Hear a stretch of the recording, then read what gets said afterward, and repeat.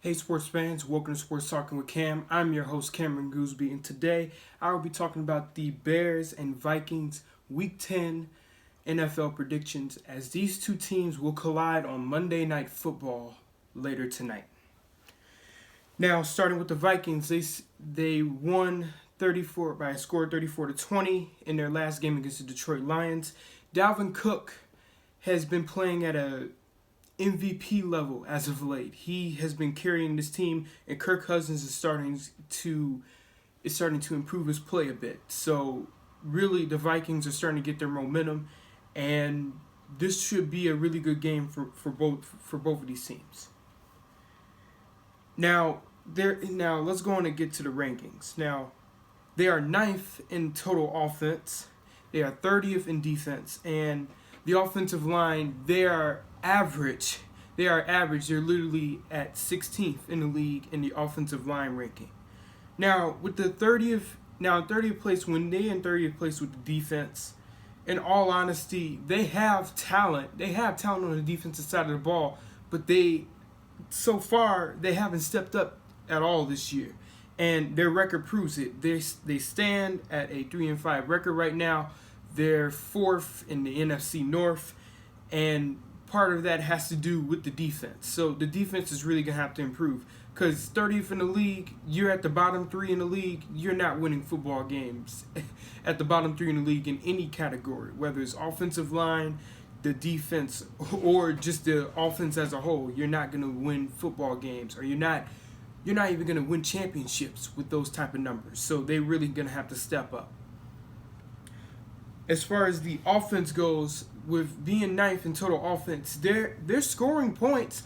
The part of the problem is sometimes there's a lack of protection, and also there is a lack of running the football. So with that average 16th in the league as far as offensive line, that's one of the reasons why they're ranked 9th. Now, the reason why they're ranked 9th is because they are elite. They are an elite team. Like, they got some good players.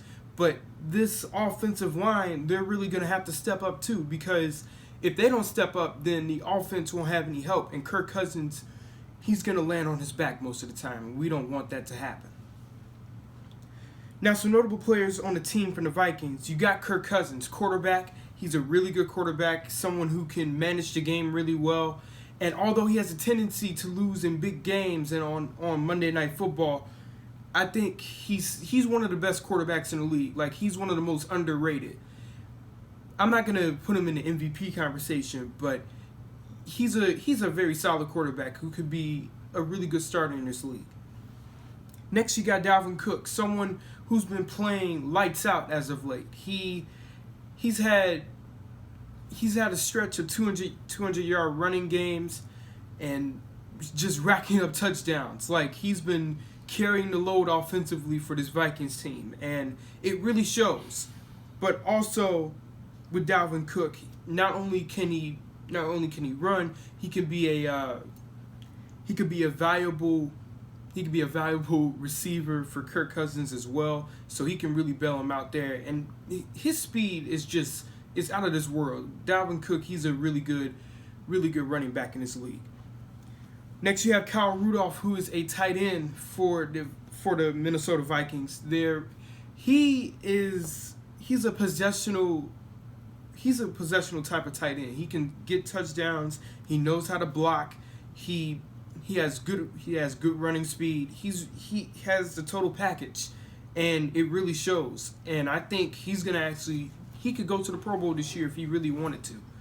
And honestly, like, I still think he still has more things he can do. But other than that, he's going to make the Pro Bowl this year, in my opinion. Now, next, you got Adam Thielen, who's a weapon alongside Justin Jefferson, who are both weapons for Kirk Cousins. They're really good wide receivers. Adam Thielen will burn you in a slot, and Justin Jefferson will burn you with his speed. Now, with Justin Jefferson, he's a rookie. He can do just pretty much about everything. He can catch the deep ball down the field. He can play slot. He can get touchdowns. And that's the same thing with Adam Thielen. Like, Like, that's a duo. That's a very dangerous wide receiver duo, and they're gonna be they're gonna be a they're gonna be really dangerous in years to come in this league. Now, on the defensive side of the ball, you got Daniil Hunter, someone who can pass rush, someone who can stop the run, and someone who could just disrupt plays on the defensive side of the ball. Really good defensive lineman there. You also got Harrison Smith, who is a strong safety, who causes anybody's life a living hell deep down the field. He can cause fumbles, he can get interceptions, and he can really make a quarterback's life miserable. Like anytime like they're both on the field together. Like it's not gonna be pretty when you deal with Harrison Smith. Like he hits very hard like a linebacker. That's all I'm gonna say. So you're gonna want to stay away from him at all times. Now, as far as Michael Pierce goes, really good defensive lineman. Now, although he doesn't apply a lot of sacks on the defensive side of the ball, he applies a lot of tackles for loss. And those tackles for losses, they are really important in the game of football, because those tackles for loss, not only does it stalls an offense, it makes them game plan differently. And for any of you who watches football, every time you see a 2nd and 10 turn into a 3rd and 14, that's a 4-yard loss, and that makes the opposing offense, work much harder to get those 4 extra yards they lost on the previous play on 3rd down or on a 3rd and long. Also with Michael Pierce, I'm not saying he's underrated, but I don't think he gets the respect that he deserves. He's a really good defensive lineman, someone who can, like I said, he provides a lot of just run eating, and he's a space eater on defense.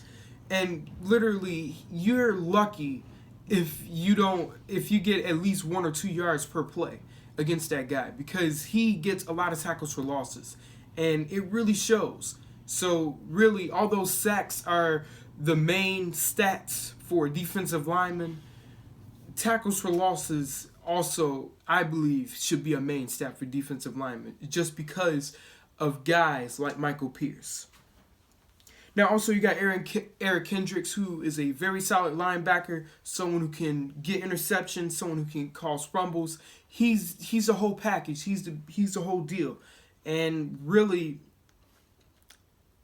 he does everything of what a linebacker is supposed to do in the NFL. And now, last player, you have Anthony Harris. He is a free safety alongside Harrison Smith. So really, you just don't throw the ball his way either, because he will cause turnovers as well alongside Harrison Smith. So really, in all honesty, if the Bears really want to win this game, they cannot get any turnovers this game.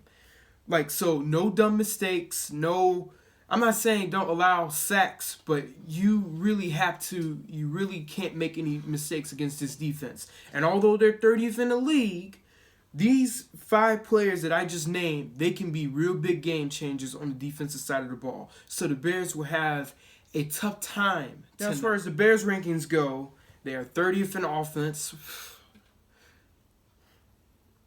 Atrocious. They're 9th in defense, and the offensive line, they're ranked 22nd in the league.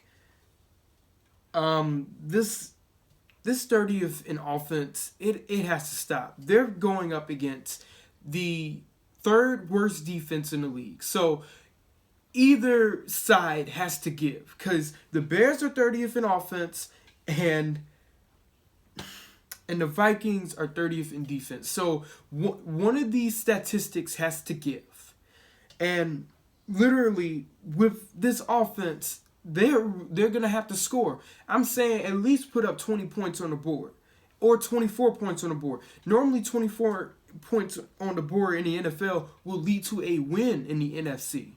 Now, you're going to have to score 30 points in the AFC to win, but this is the NFC. In the NFC, they're more low scoring. So I get that. But the Bears, they're going to have to get some touchdowns now. Because if they don't get touchdowns, if they only get field goals, or if they get a lot of turnovers, like on the offensive side of the ball, then there's no way that the Bears are winning any more games this season. So they're really gonna have to step up tonight. Now, as far as the defense goes, they're ninth in the league. So really, the defense had one hell of a game last Sunday against the Titans. They only held them to 17 points. Now, although the Titans scored 24 points as a whole, that 24 really is a 17 because the defense did not give up a pick six. It was the offense that gave up a pick six. Now, also with the defense, they got some good acquisitions from the COVID-19 reserve list. They now have Daniel McCullers, who is a nose tackle. He's 6'7", 352 pounds. He's a nose tackle, and I think he can really be a good nose tackle for this defense. He's a suitable replacement for Eddie Goldman, and they finally make a move after 10 weeks in the season and after 10 weeks of requesting it. It makes me sick seeing these 13-yard runs and 17-yard runs and 40-yard runs. It makes me sick. That's ridiculous. If you're calling yourself an elite defense, why can't you stop the run? And it took them 10 weeks to finally sign a defensive lineman who can provide run stopping and possibly pass rushing. So major props to y'all, Chicago. Major props to y'all.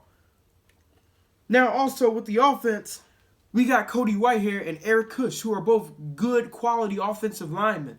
So these two offensive linemen, man, like this provides a really big boost for the Bears offensive line because these past few weeks, it's been a complete atrocity up there. Like, I've never seen anything like it. And they're going to provide, great run blocking, good pass blocking. And, I expect the Bears to at least get some points on the board due to their offensive line. This offensive line has been atrocious all season. And now, since some of the guys are coming back, you never know what can happen now. So, just major props to the offensive line and major props to Ryan Pace to signing offensive linemen. Finally. And then, now since David Montgomery is out with a concussion, we have Lamar Miller who makes his debut as a Chicago Bear tonight. He is a two-time 1,000 rushing yard running back. And he's a really good running back at that. He has speed. He has power. He has everything in the package. Now, is he elite? No. But he is a very good running back. And it's going to show tonight. I think the offensive line will do their job finally. And our running back, Lamar Miller, he's going to get some big holes down the field. Now, also, big news. Big news. We now have Matt Nagy, who's given up on play calling. And who's going to replace him? We have Bill Lazor, who's going to be the play caller for tonight's game. And I think he's going to be the play caller for the rest of the season. Because as a whole, Matt Nagy's play calling ever since last year, it's been just terrible. Like, we're seeing, okay, we're going to give the ball to Cordero Patterson on a 3rd and 9, and we're going to run the ball in, or we're going to throw a short 6-yard throw to Anthony Miller for a drop or something like that. And really, his play calling has been inconsistent for these past 2 years. And I'm glad that he's finally come to his senses to let his offensive coordinator do the play calling for him. So now all Matt Nagy has to do is just call timeouts and throw challenge flags. That's all you have to do as a head coach. I applaud you. I applaud you. You got your ego out of your head, man. I'm so proud of you. Now, for the prediction, I believe the Bears will win by a score of 23-17. And here's why. Because we're getting offensive weapons back and we're getting offensive linemen back. And I think Lamar Miller is going to have a pretty good game tonight. And against this Vikings defense, although these game changers on defense, they haven't really stepped up at all this season. And it really shows on that defensive side of the ball that they can't stop anybody right now. So I have confidence in the Bears to pull this off with a W. So, like I said, this game will be a 23-17 win for the Bears, and they will improve their record to a 6-4 record on the season as they approach the bye week. Now, concluding my video, I would like for you guys to leave a like, leave a comment, subscribe, and hit that notification bell. And I will see you guys later with more videos shortly. And as always, go Bears.